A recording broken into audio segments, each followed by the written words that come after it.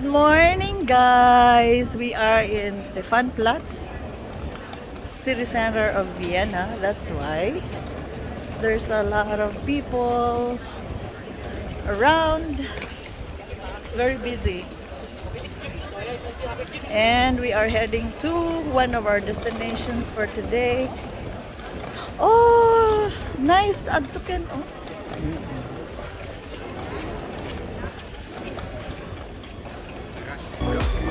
Sama na siya nga landmark.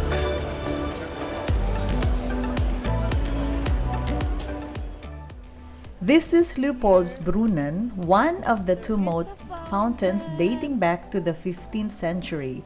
Saint Leopold was depicted here in armor and wearing a ducal hat. The other fountain is on the other side, and its name is Josefsbrunnen or Joseph's Fountain. We have this very interesting monument in front of us, with Ken beside me.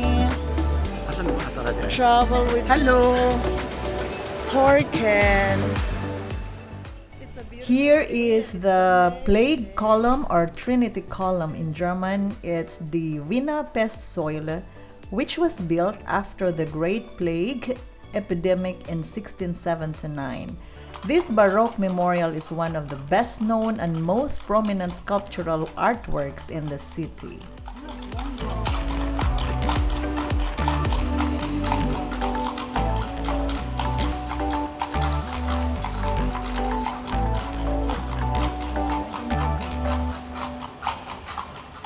Guys, still here at the city center. I think this is the luxury shopping area. As you can see, the brands here: Giorgio Armani, Breitling, Fendi, Burberry. So let's see what we're gonna see there. Tiffany, Gucci is here.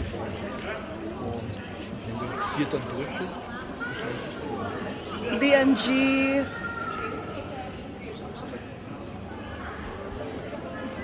It's a beautiful place. A little bit crowded, but it's manageable.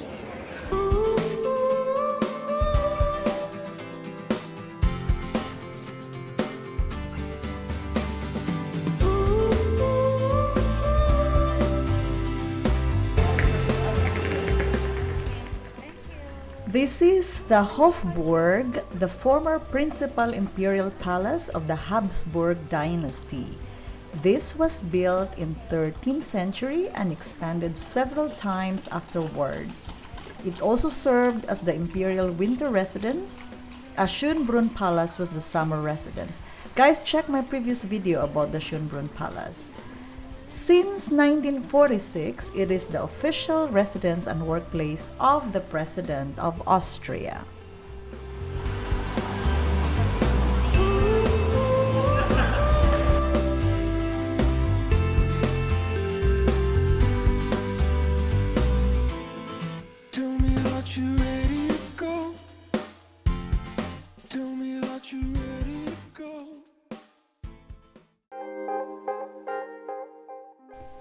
Let's go inside the Hofburg.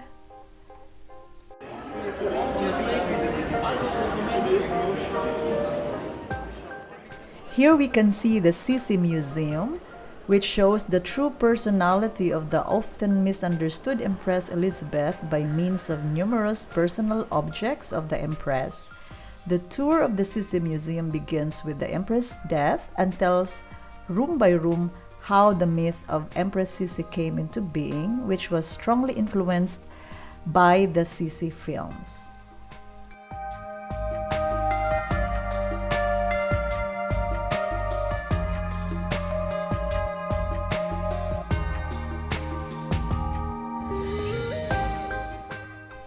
We are in front of the Neue Burg, which is part of the Vienna Hofburg and the monumental Imperial Forum, which was planned and partly built for Emperor Franz Joseph starting in 1869. This Neuburg houses several museums.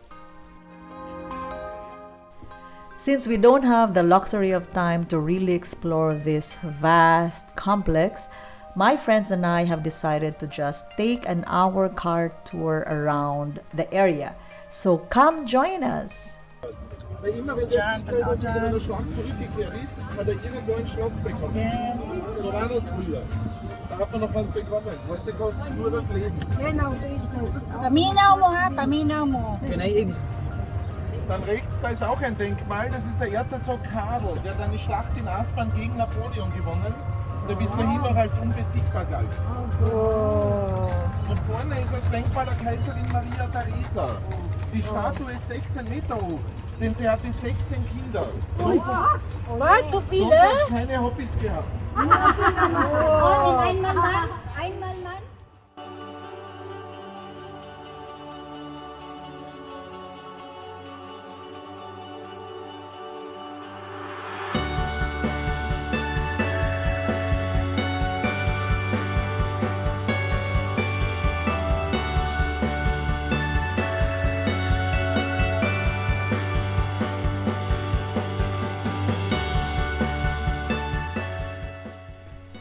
Our driver is also our tour guide in German.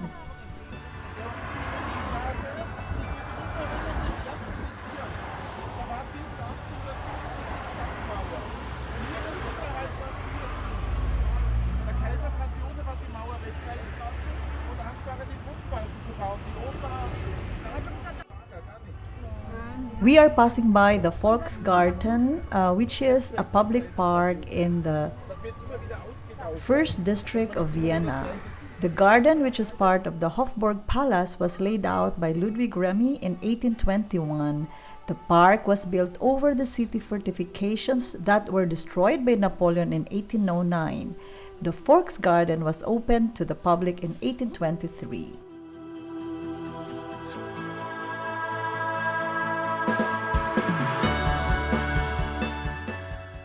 Coming up is the Austrian Parliament building, where the two houses of the Austrian Parliament conduct their sessions. The building is located on the Ringstrasse Boulevard in the First District in Stadt, near Hofburg Palace and the Palace of Justice. It was built to house the two chambers of the Imperial Council, the bicameral legislature of the Cisleithanian part of the Austro-Hungarian Empire.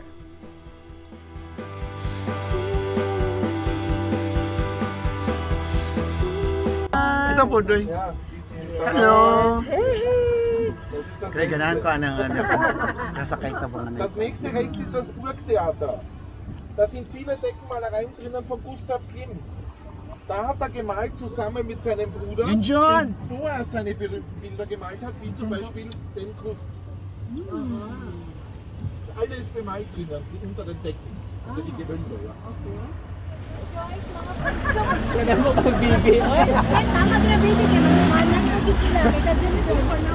Daghan! Dagan na makasabot sa baby.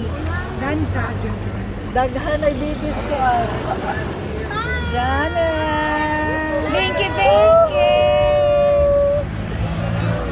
Hello, hello. Sisi! Smile, smile daw. Die haben ein eigenes Theater im Untergeschoss. Das hat schon gegeben, bevor das Burgtheater gebaut wurde. Und 26 verschiedene Kaffeearten. Aber echte Kaffees, nicht so wie bei Nakuyawag mga plastic kayo. Wow! Wow! Oh, wala, pero wala dito naminaw. Si Sandy ba? Sana to bang san? Wala dito naminaw, kaya busy nagpicture. Wala to Starbucks ist naminaw. nur Zuckersirup. Wow! Toya. Genau, und teuer. Init ka, dili Keiner maaari kennt davon.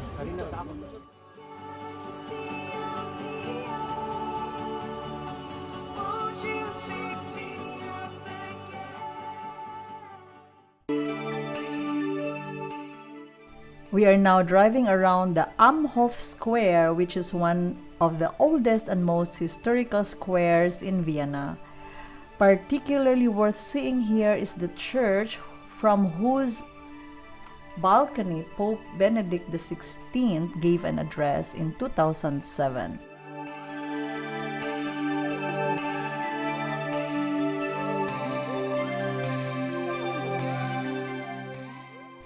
This yellow building here is Palais Collialto. I hope I pronounced it correctly. It is a Baroque town palace built in 1671. This is significant because this is where the famous Wolfgang Amadeus Mozart made his first public appearance in Vienna, performing with his sister on October 1762.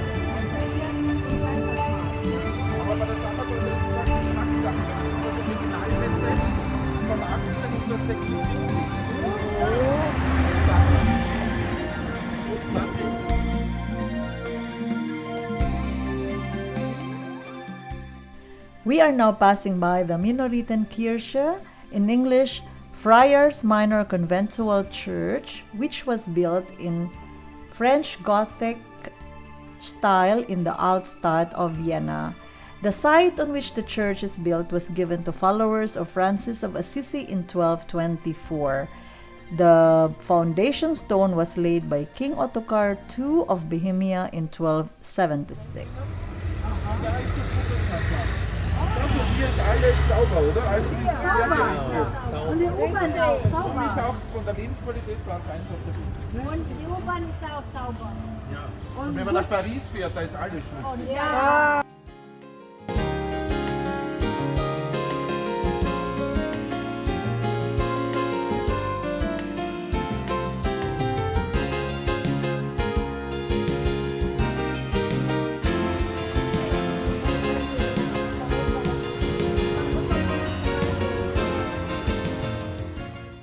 And now we're back in front of the Hofburg.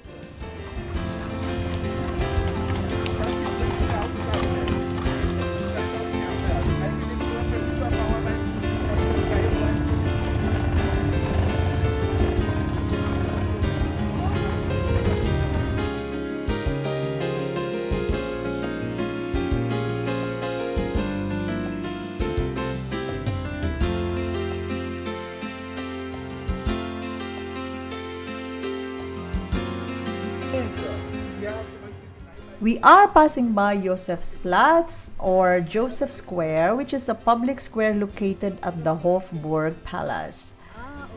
This is considered one of the finest courtyards in Vienna. In the center is a full-size equestrian statue and monument of Emperor Joseph II, built by sculptor Franz Anton von Zauner between 1795 and 1807. Our tour is coming to an end. We will go next to the famous Hotel Sacher of Vienna. As what they say, when you are in Vienna, you must try the original Sachertorte here in Cafe Sacher.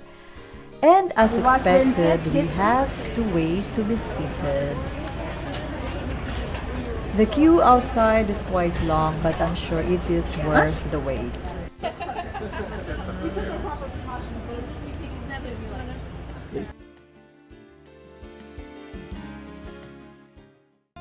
After 30 minutes of waiting time, we're allowed to go in for our most awaited lunch and dessert in Cafe Sacher.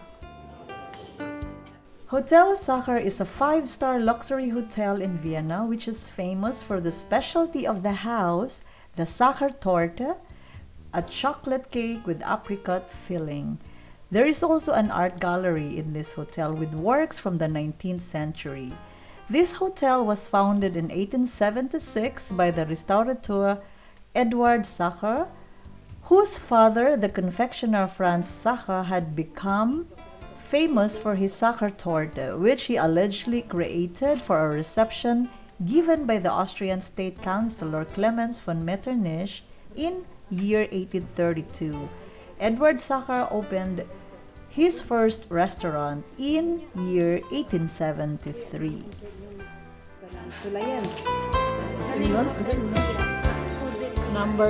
Page 23 down. Ganz schnell und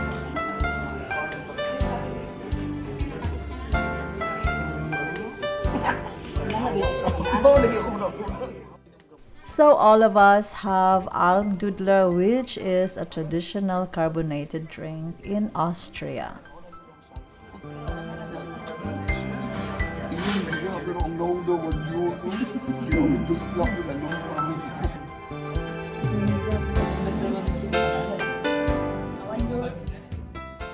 And of course, the best in their menu is this Wiener Schnitzel.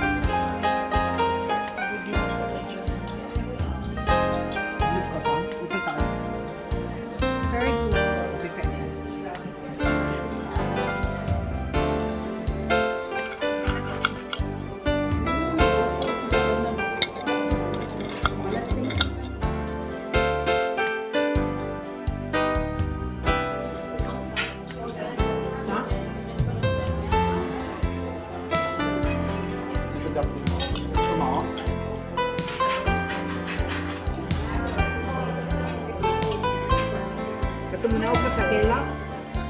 Ito muna ako sa kela.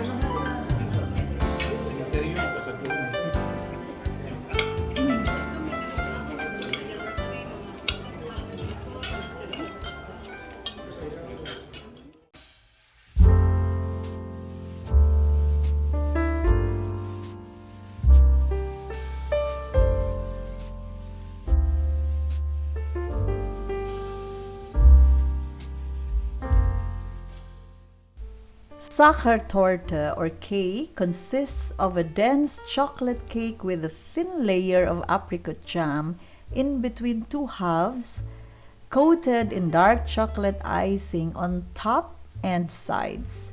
It is traditionally served with unsweetened whipped cream.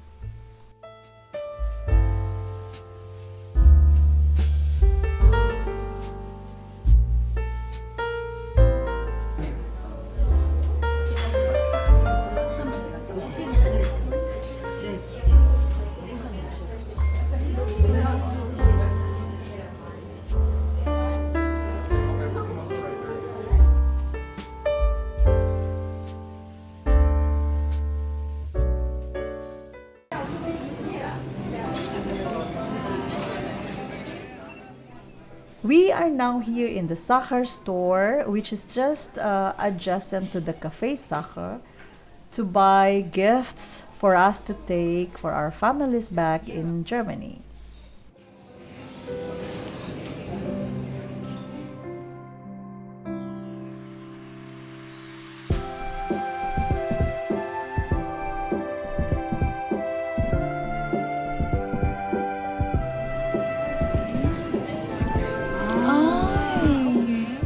this is